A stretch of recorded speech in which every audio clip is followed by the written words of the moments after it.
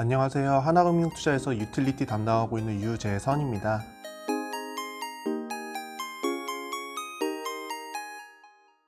오늘은 REC 관련한 이슈 좀 점검해 보도록 하겠습니다.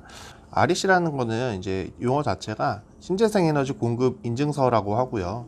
이게 이제 한국의 재생에너지 정책의 핵심 축이다라고 보시면 될 것 같습니다. 한국 같은 경우에는 RPS라는 제도를 채택을 하고 있고요. 리뉴어블 포트폴리오 스탠다드라는 제도를 시행하고 있습니다. 요 같은 경우에는 발전 사업자로 하여금 재생에너지 설비를 지어서 이 REC들 조달을 해서 납부를 하게끔 하는 그런 요인을 갖고 있는 제도라고 보시면 되고요. 500메가와트 이상의 발전 설비를 갖고 있는 사업자들이 그 수요를 담당하게 됩니다. 그리고 이 신재생 에너지로 해당되는 발전 설비를 보유하고 있는 사람들이 공급자가 되겠고요. 그래서 이 REC 가격이 굉장히 중요한 이유가 이런 발전 사업들한테는 비용 지표가 되는 거고요.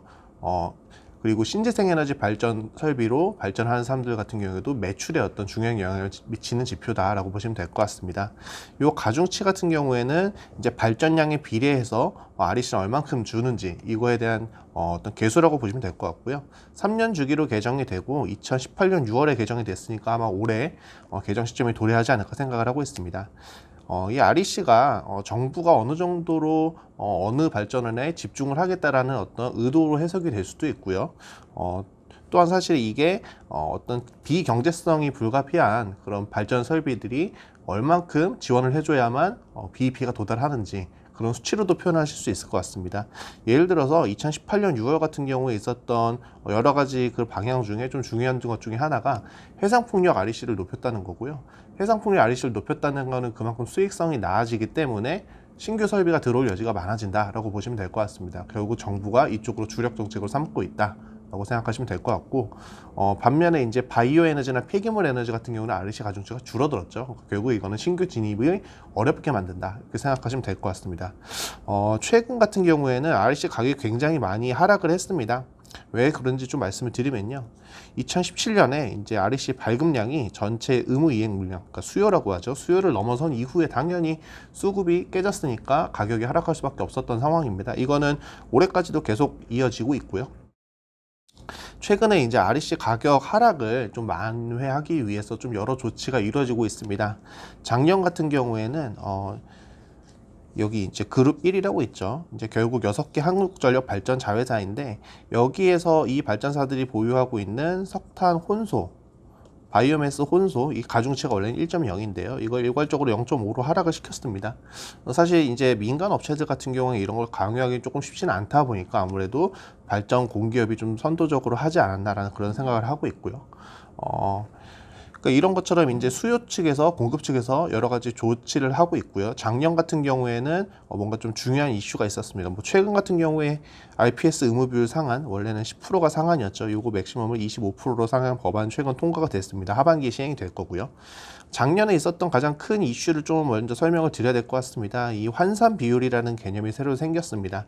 이 환산 비율이라고 하면 REC가 발급되는 설비에서 나오는 발전량 이 있겠죠. 그리고 이 REC 나오는 설비에서 발전량 비례해서 가중치 곱해진 다음에 REC 발급이 되겠죠.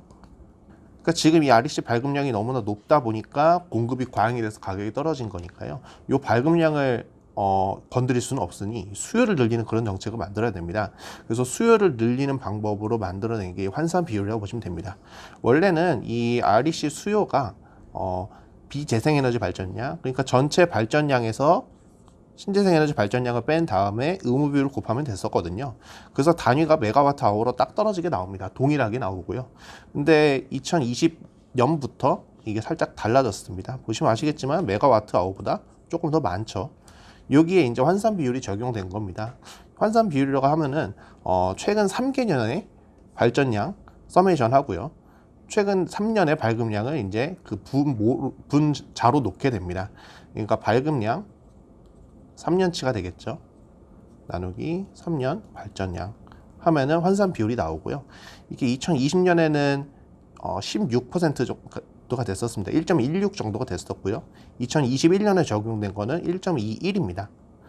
이게 좀 높아지고 있죠. 당연한 거라고 생각을 하는데 이 가중치가 높은 에너지원들이 있습니다. 풍력, 뭐 연료전지 이런 것들은 2에 가까웠거든요. 2 이상이 되기 때문에 이쪽에 양이 늘어나면 늘어날수록 가중평균은 점점 높아진다라고 생각하시면 될 것 같습니다. 어쨌든 이 환산 비율이 늘어나면서 기존에 있었던 거와는 다르게 이 메가와트아워로 떨어지는 것들이 뭔가 개수가 붙어서 훨씬 더 많이 늘어난 모습으로 변하고 있다라고 생각하시면 될 것 같습니다. 이 나타난 변화로서 생각되는 게 어떤 거냐면 이제 수요와 공급이 좀 맞아질 수 있겠다라고 생각하는 거고요. 그것에서 말씀드리면요. 당장 올해 같은 경우에는 조금 기대하기는 어렵습니다. 뭐 올해 의무량은 한 4,700만 정도 이 정도가 될 텐데요.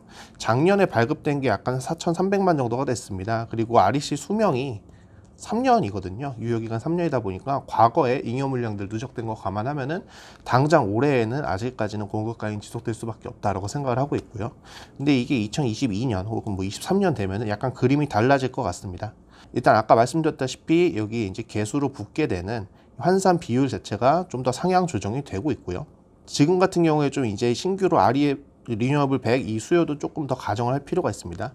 제가 이 2022년 의무비율 11%를 가정을 했는데요. 뭐 10%로 해도 크게 무방할 것 같습니다. 당장 내년부터는 조금 수급이 나아질 수밖에 없다는 그 얘기를 말씀드리는 이유는요.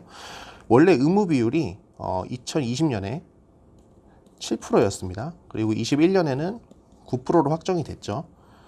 근데 작년에 환산 비율을 새로 신설했다고 말씀드렸습니다. 1.16인데 이게 3월부터 가중평균이 되다 보니까 실제는 한 1.13 정도가 됐어요. 그러면 이게 7% 곱하기 1.13을 하면은 거의 한 9% 그러니까 죄송합니다. 8% 가까운 수준까지 올라가게 됩니다. 그러니까 이거는 명목 비율이라고 생각하시면 되고요. 8%가 실질 비율이다라고 보시면 됩니다. 2021년에는 아까 환산 비율이 21이라고 말씀드렸는데 이거 곱하게 되면은 거의 10.8 이 정도 될 겁니다. 그러다 보니까 실제적으로 봤을 때는 엄청나게 더 빨리 늘어나고 있는 거죠. 여기는 명목은 2% 차이지만 이건 2%가 넘습니다. 그럼 2022년에는 어떻게 될 것이냐? 뭐 10%로 된다고 가정하고 뭐 11% 된다고 가정하면요. 최근까지 환산 비율 3년 평균이 1.25 정도가 됐고요. 3월 기준으로요. 이거보다 좀 더 올라갈 여지가 있습니다. 당장 올해 같은 경우에 가중이 1.34양 이거 감안하면은 내년에 이 숫자가 조금 더 올라가지 않을까라고 생각을 하고 있고요. 그렇게 되면은 이거는 12.5 혹은 뭐 13.6 정도 되려나요? 예. 13을 넘어가게 됩니다. 결국 갭 차이가 훨씬 더 많이 벌어지게 되는 거죠. 지금 REC 잉여 물량이나 이런 거 제외하면은 한 12에서 13 정도 되면은 이 수급이 밸런스가 맞는 그런 상황이 된다고 저는 추정을 하고 있고요. 그러면은 이게 23년이 되면은 수요가 공급을 넘어서게 되겠죠. 그러면 REC 가격도 올라가고 아무래도 한전한테는 비용이 부담이 늘어나는 그런 방향이 되지 않을까 이렇게 생각을 합니다. 결국에는 이제 재생에너지 관련 업체들 중에서 이 REC 매출이 좀 어느 정도 상당한 비중을 차지하는 기업이 있다면은 올해까지는 조금 힘들 수 있겠지만 내년, 내후년으로 갈수록 훨씬 더 개선이 될 것이다 라고 생각을 하시면 될 것 같고요.